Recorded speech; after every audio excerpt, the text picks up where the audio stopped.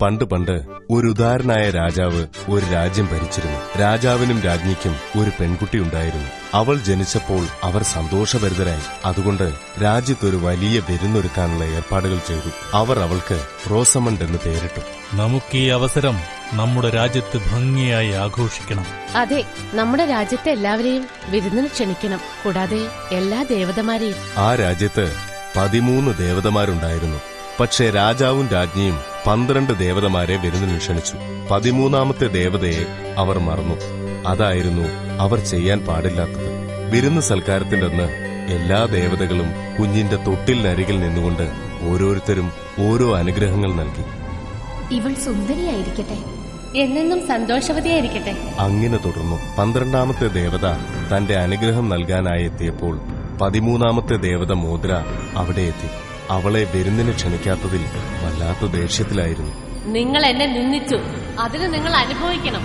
ഇതാ നിങ്ങളുടെ സുന്ദരിയായ മകൾക്കുള്ള എന്റെ സമ്മാനം. ഇവൾക്ക് 16 വയസ്സ് തികയുമ്പോൾ ഇവളുടെ വിരൽ തക്ലിയിൽ കുത്തി ഇവൾ മരിച്ചു പോകട്ടെ. എന്നിട്ട് മോദ്ര അപ്രത്യക്ഷയായി. രാജ്യം മുഴുവൻ ദുഃഖത്തിലാണ്ടു. പാവം എന്റെ കുട്ടി. എനിക്ക് ആ ദുഷ്ടദേവതയുടെ മന്ത്രശക്തിയെ പൂർണ്ണമായി മാറ്റാനുള്ള ശക്തിയില്ല. പക്ഷേ രാജകുമാരിയുടെ വിരൽ തക്ലിയിൽ കുത്തിയാലും അവൾ മരിക്കില്ല. അവളെ യഥാർത്ഥത്തിൽ സ്നേഹിക്കുന്ന ഒരു രാജകുമാരൻ അവളെ കാണുന്നതുവരെ അവൾ ആഴ്ന്ന നിദ്രയിലായിരിക്കും. രാജാവും രാജ്ഞിയും ആ ദേവതയുടെ കാരുണ്യത്തിനായി നന്ദി പറഞ്ഞു. കാവൽക്കാരെ, ഈ രാജ്യത്ത് സൂചിയോ നൂൽ നൂൽക്കുന്ന യന്ത്രമോ അങ്ങനെ ഒന്നും ഉണ്ടാവാൻ പാടില്ല. അങ്ങനെ എല്ലാ തക്ലിയും നൂൽ നൂൽക്കുന്ന യന്ത്രവും ആ രാജ്യത്തു നിന്ന് എടുത്തു മാറ്റപ്പെട്ട് അഗ്നിക്കിരയാക്കി. പിന്നീട് അവർ കരുതി തങ്ങളുടെ മകൾ സുരക്ഷിതയാണെന്ന്. വർഷങ്ങൾ കടന്നുപോയി. ദേവതകൾ പറഞ്ഞതുപോലെ റോസമണ്ട് വളർന്നു സുന്ദരിയായ ഒരു പെൺകുട്ടിയായി. അവൾ അതിമനോഹരിയായിരുന്നു, സ്നേഹവതി, എല്ലാ കാര്യങ്ങളിലും നിപുണയുമായിരുന്നു. 16ാമത്തെ പിറന്നാൾ ദിവസം റോസമണ്ട് കൊട്ടാരത്തിലൂടെ ചുറ്റി നടന്ന് കൊട്ടാര ഗോപുരത്തിലുള്ള ഒരു ചെറിയ മുറിയിലെത്തിച്ചേർന്നു. അവിടെ ഒരു വൃദ്ധ നൂൽ നൂൽക്കുന്ന യന്ത്രവുമായി ഇരിപ്പുണ്ടായിരുന്നു. നിങ്ങൾ എന്താണ് ചെയ്യുന്നത്? ഞാൻ നൂൽ നൂൽക്കുകയാണ് മോളെ. നീ ചെയ്തു നോക്കുന്നോ? ഞാൻ ഇതുവരെ ഇതുപോലൊന്നും കണ്ടിട്ടേയില്ല. ഞാനൊന്ന് ശ്രമിച്ചു നോക്കട്ടെ. അവൾ അതിനരികിലിരുന്നു. പക്ഷെ അവൾ ആ തക്ലിയിൽ തൊട്ട ഉടൻ തന്നെ അതിന്റെ മൂർച്ചയേറിയ മുന അവളുടെ കയ്യിൽ കുത്തി. അവൾ ആഴ്ന്ന നിദ്രയിലായി. ആ വൃദ്ധ യഥാർത്ഥത്തിൽ ദുഷ്ടദേവതയായ മോദ്രയായിരുന്നു.